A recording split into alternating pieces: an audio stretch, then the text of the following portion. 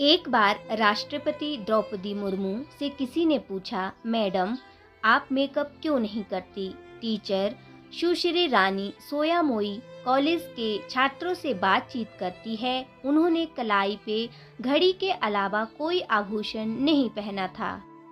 सबसे ज्यादा छात्रों को आश्चर्य हुआ कि उन्होंने फेस पाउडर का भी इस्तेमाल नहीं किया।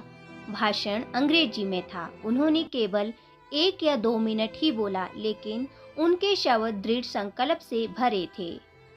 फिर बच्चों ने उनसे कुछ सवाल पूछे। प्रश्न, आपका नाम क्या है? मेरा नाम रानी है। सोयामोई मेरा पारिवारिक नाम है। मैं ओडिशा की मूल निवासी हूँ। और कुछ पूछना है? दर्शकों में से एक दुबली पतली लड़की खड़ी हुई।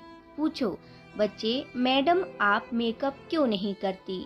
टीचर का चेहरा अचानक पीला पड़ गया। उनके पतले माथे पर पसीना आ गया। उनके चेहरे की मुस्कान फीकी पड़ गई। दर्शक अचानक चुप हो गए। उन्होंने टेबल पर रखी पानी की बोतल खोली और थोड़ा पानी पिया। फिर उसने धीरे से छात्र को बैठने का इशारा किया। फिर वो धीरे से बोलने लगी, तुमने एक परेशान करने वाला सवाल पूछा है। ये ऐसा सवाल है जिसका जवाब एक शब्द में नहीं दिया जा सकता।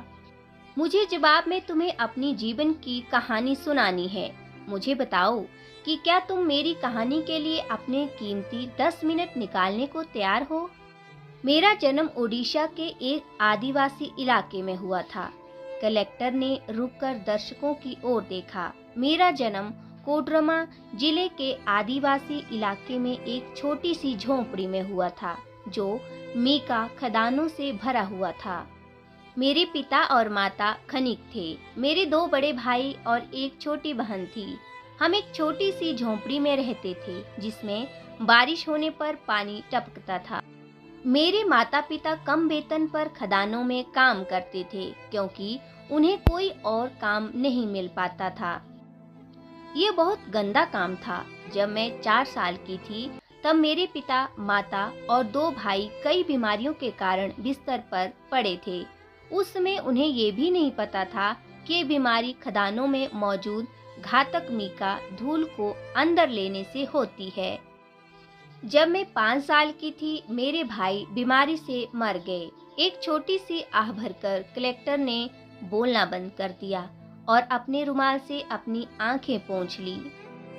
ज्यादातर दिनों में हमारा भोजन सादा पानी और 1 या 2 रोटियां हुआ करता था।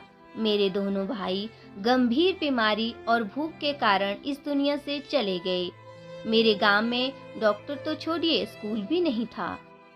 क्या आप ऐसे गांव की कल्पना कर सकते हैं जहां स्कूल, अस्पताल या शौचालय ना हो, बिजली ना हो? एक दिन मेरे पिता ने मेरा भूखा, चमड़ी और हड्डियों से लथपथ हाथ पकड़ा और मुझे टीन की चादरों से ढकी एक बड़ी खदान में ले गए। यह एक अभक्र की खदान थी, जिसने समय के साथ बदनामी हासिल कर ली थी। ये एक पुरानी खदान थी, जिसे खोदा गया और खोदा गया, जो अंतहीन रूप से पाताल में फैली हुई थी। मेरा काम नीचे की छोटी छोटी गुफाओं में रेंगना और अभक्र अयस्क इकट्ठा करना था। यह केवल 10 साल से कम उम्र के बच्चों के लिए ही संभव था। अपने जीवन में पहली बार मैंने पेट भर रोटियां खाई, लेकिन उस दिन मुझे उल्टी हो गई, जिसमें मुझे प्रथम श्रेणी में होना चाहिए था। मैं अंधेरे कमरों में अभक्र इकट्ठा कर रही थी, जहां मैं जहरीली धूल में सांस ले रही थी। कभी कभार भूस्खलन में दुर्भाग्यपूर्ण बच्चों का मर जाना असामान्य नहीं था, और कभी कभी कुछ घातक बीमारियों से भी मर जाते थे। दिन में 8 घंटे काम करने के बाद आप कम से कम एक बार के भोजन के लिए कमा पाते थे। मैं भूख और हर दिन जहरीली गैसों के सांस लेने के कारण दुबली और निर्जलित हो गई थी। 1 साल बाद मेरी बहन भी खदान में काम करने लगी। जैसे ही मेरे पिता थोड़े ठीक हुए, ऐसा समय आया कि मेरे पिता, माँ, बहन और मैं एक साथ काम करते थे और हम बिना भूख के रह सकते थे। लेकिन किस्मत ने हमें दूसरे रूप में परेशान करना शुरू कर दिया था। एक दिन जब मैं तेज बुखार के कारण काम पर नहीं जा रही थी, अचानक बारिश हुई। खदान के नीचे काम करने वाले श्रमिकों पर खदान गिरने से सैकड़ों लोग मारे गए। उनमें मेरे पिता, माँ और बहन भी थे। रानी की दोनों आंखों से आंसू बहने लगे। दर्शकों में हर कोई सांस लेना भी भूल गया। कई लोगों की आंखें आंसुओं से भर गई। आपको याद रखना होगा कि मैं सिर्फ 6 साल की थी। आखिरकार मैं सरकारी अगाती मंदिर पहुंची। वहां मेरी शिक्षा हुई।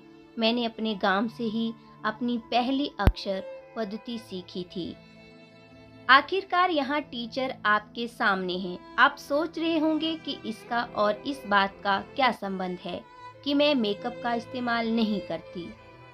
उसने दर्शकों की तरफ देखते हुए कहा, अपनी शिक्षा के दौरान ही मुझे एहसास हुआ कि उन दिनों अंधेरे में रेंगते हुए मैंने जो सारा अभक्र इकट्ठा किया था, उसका इस्तेमाल मेकअप उत्पादों में किया जा रहा था।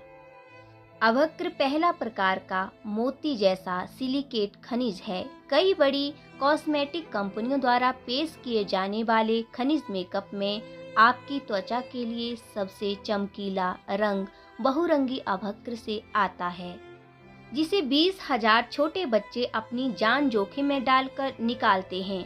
गुलाब की कोमलता, उनके जले हुए सपनों, उनके बिखरते जीवन और चट्टानों के बीच कुचले गए उनके मांस और खून के साथ आपके गालों पर फैलती हैं। खदानों से बच्चों के हाथों से उठाए गए लाखों डॉलर के अभक्र का इस्तेमाल आज भी किया जाता है हमारी सुंदरता को बढ़ाने के लिए। अब आप ही बताइए, मैं अपने चेहरे पर मेकअप कैसे लगाऊं? मैं अपने भाइयों की याद में पेट भरकर कैसे खाऊं जो भूख से मर गए? मैं अपनी माँ की याद में महंगे रेशमी कपड़े कैसे पहनूं, जिन्होंने कभी फटे कपड़ों के बारे में सपने में भी नहीं सोचा था।